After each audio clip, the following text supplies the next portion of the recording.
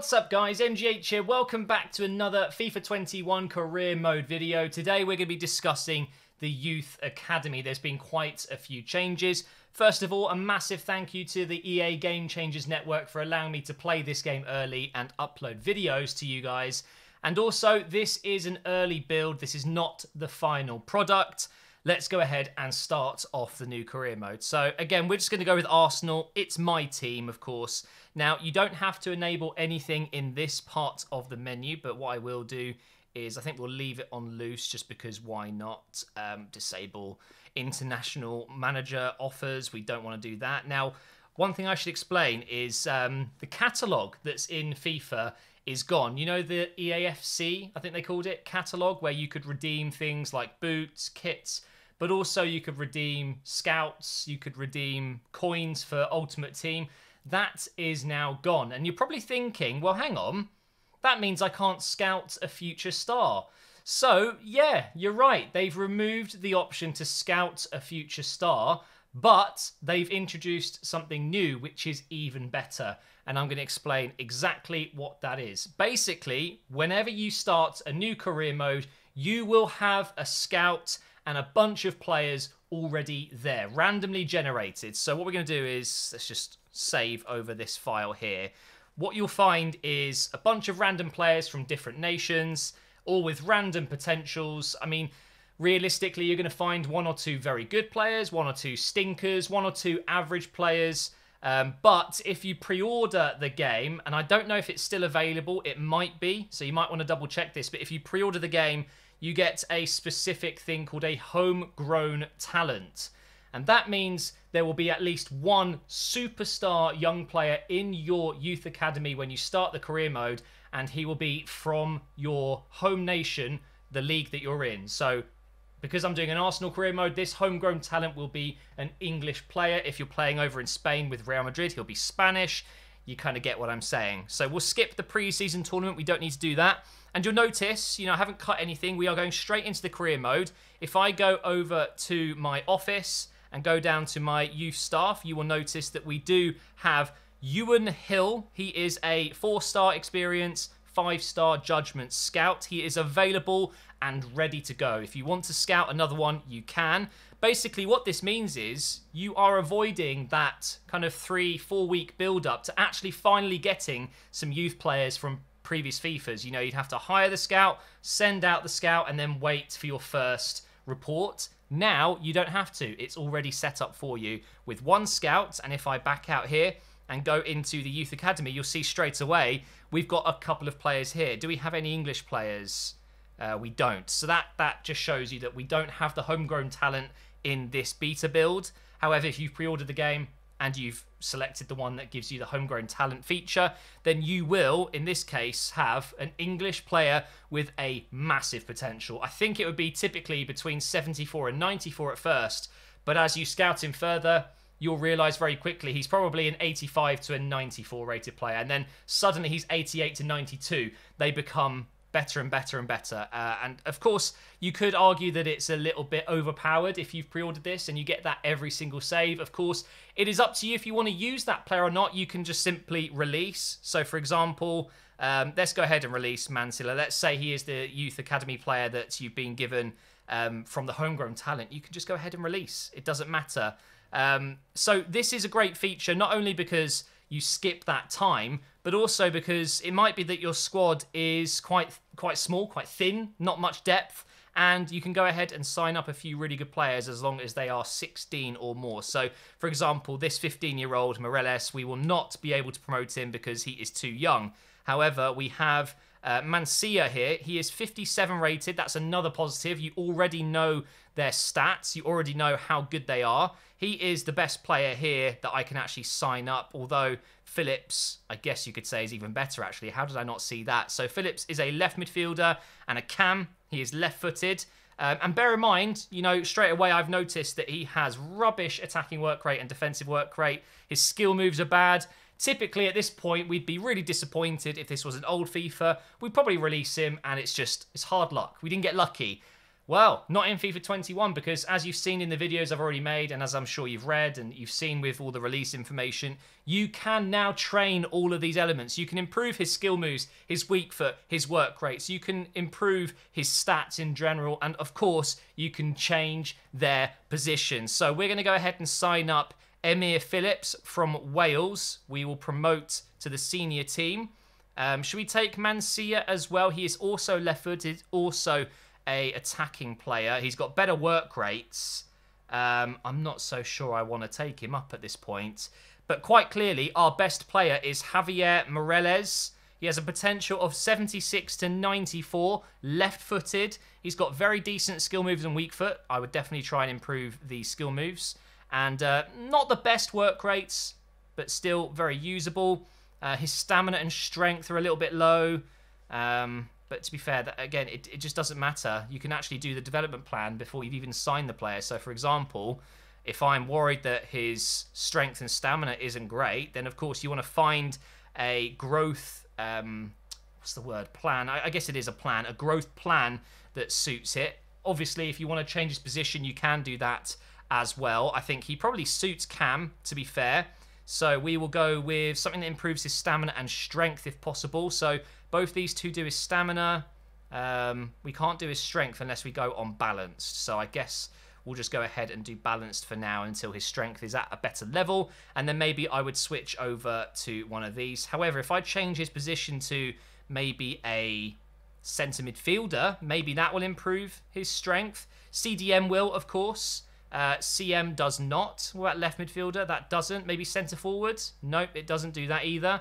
So this is one thing you're going to have to get used to when you get the new career mode. Even I'm still getting used to it. It's still new to me. Finding out the best ways to quickly generate better results, you know, with development plans and training and things like that. So I think in this case, I would leave him on balanced until that stamina and strength has gone up quite nicely.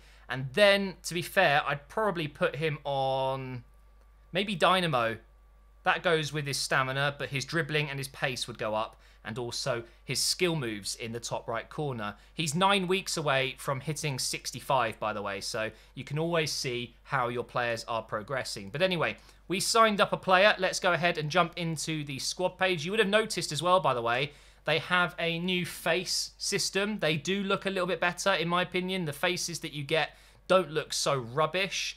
It does look a lot better. And actually, they've got a red and white shirt, so it suits an Arsenal kit, even though it's obviously not the Arsenal kit. So here's confirmation of his stats. We have a left midfielder and a cam. He's pretty quick. A little bit worried about his physicality, as I was with the other player. The fact that he's left-footed is fine. I would probably prefer him as a right midfielder in this case, so I think that's what we're going to do. So let's go ahead and jump into the squad hub here. And also, we'll give him a better number, because why not? If we toggle by overall, he should be at the top here because I've toggled it the wrong way round. There he is, Emir Phillips. So we're going to go ahead and jump into his development plan, and we are going to convert him to a right midfielder. Did he just have the number 7 shirt? I think he did. Of course, Saka has that.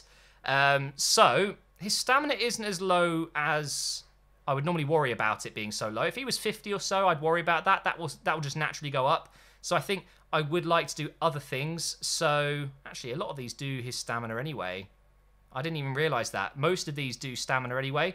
But if you're going to position change, of course, you cannot use a growth plan. So we'll go over to position plans, and I will convert him to right mid or right wing. What are we thinking? Right wing would take him 25 weeks. It will improve his skill moves and his attacking work rate. If we do right midfield, it will take 2 weeks. It will do his attacking work rate and his defensive work rate. That's interesting. So I would argue that maybe it would be a good start to do right mid and then maybe convert him to right wing. It doesn't actually matter. He would retain both those positions. So yeah, I think I would go right mid here. And that would suit the fact that he's a left-footed player. So once he has turned into a right mid, it will be a case of then changing over to maybe something else like an inverted midfielder. His weak foot's already very good though, to be fair, so maybe I'd go with something else. But I love the faces. I think that's much better. They've improved it a lot. I would give him a reserve squad number, so maybe something like a 37. if it's available. There you go. Welcome to the team, Emir Phillips. Nicely done. So now what we're going to do is play around with the youth staff. We're going to go ahead and hire a new scout as well. We'll go with Bjorn Magnusson here, a 5-star, 5-star. We've got a lot of money, so it doesn't matter too much. And I can reveal there are now new countries that you can go ahead and scout in. If you were a big fan of the Youth Academy before, you would have noticed that there were countries just missing. They have added quite a few. So if you want to pause the video at any point to read through all the countries. But this is Northern Europe. We've then got Central Europe. I don't think there's any countries added there. We've got rest of Europe. And then we've got, at the bottom here, Southern Europe, which is really nice. We've got tons of European countries. Over to North America, we've only got those 3. And then down to South America, we've got a lot there. That's probably my favourite place to go. I love to find a Brazilian, an Argentinian, or even someone like a Paraguayan, or, you know, silky smooth skillers, basically. Over in Africa, we've got a bunch of countries there. Over to Asia, we've got 4 countries there. And then down in Australia, of course, you get Australia and New Zealand. So why not go to one of the new countries? And I believe, is it Wales is a new one? I might have to double check. I think Wales might actually be a new one. We've got Republic of Ireland. We've got Northern Ireland. But we're going to go Wales. Why not? And we will go for 9 months. And we will find... What does Arsenal really need at this point? Still need central midfielders as I'm recording this. Who knows if we're going to sign Partey or Aouar. I don't think defensive-minded is really what I'm looking for here. Or is it? We've got physically strong. That might be quite a good one. What we can do, though, is set up both scouts. We'll find physically strong and defensive-minded. And this time, I think we'll go up into Scotland. Actually, no. Let's change this up. Let's go to Central Europe. And we will go to... where do I want to go? I'm going to go to Belgium. Why not? 9 months. And I want a defensive-minded player. Can we find a Partey myself? We will soon find out. Or maybe an Aouar. Thing is, he doesn't really fit into either of those. Aouar is not physically strong, and he's not defensive-minded, really. So I guess we're more likely to find a Partey-type player. I'm going to go midway through August here. Let's see if we can beat Sheffield United. First game of the season. What's it going to be? I'm guessing a 3-1 win. Go on. Give it to me. Oh, a 1-0 win. Okay, it was a little bit closer than I expected. Right, we should definitely have a scout report by now. If not, I need to go maybe another week. Let's have a look. So we've got 9 emails. I bet a lot of offers have come in. They have. Right, here it is. Monthly scouting reports. Let's have a look what we have found. We've got Ethan Owen, Ethan Elliott, Alex Griffiths. We've got Mark Pearson and Nathan Hughes. Have we got any really high potential? No. The best player we've got is Owen Ethan. You'll notice that this part hasn't changed at all. Just the new pictures of the players. I think it does look better. The skin tones and the haircuts look a bit higher quality. And in general, it just looks better, in my opinion. But unfortunately, we've been a little bit unlucky here. Most of these players are a bit trash, to be honest. Let's have a look at the other scout report. And hopefully, we'll get a bit more luck in Belgium. So we've got Luca Wouters. He looks like he could be very good, actually. We've got Siebe Verstraete. Why did I do Belgium? I have to pronounce these names. We've got Brent Peters. He looks really good. 74 to 94. He's probably got a decent overall. He's just 15 years old, though. Sorry, but his picture, he does not look 15. This guy looks like 20s, something like that. He's got a bit of a shadow beard going on. We've got Sene Janssens. Also looks very good. 70 to 94. And we've got Victor Mercier. So one thing you'll notice as well, as soon as you play FIFA 21 and do a youth academy, the player names are so much better. They have added more names that make sense coming from that particular country. You get a lot more realistic results. But yeah, we've had a lot more luck from this. So what we're going to do is sign this player, and we'll sign this player, and we will also take... do we take Luca or do we take Victor?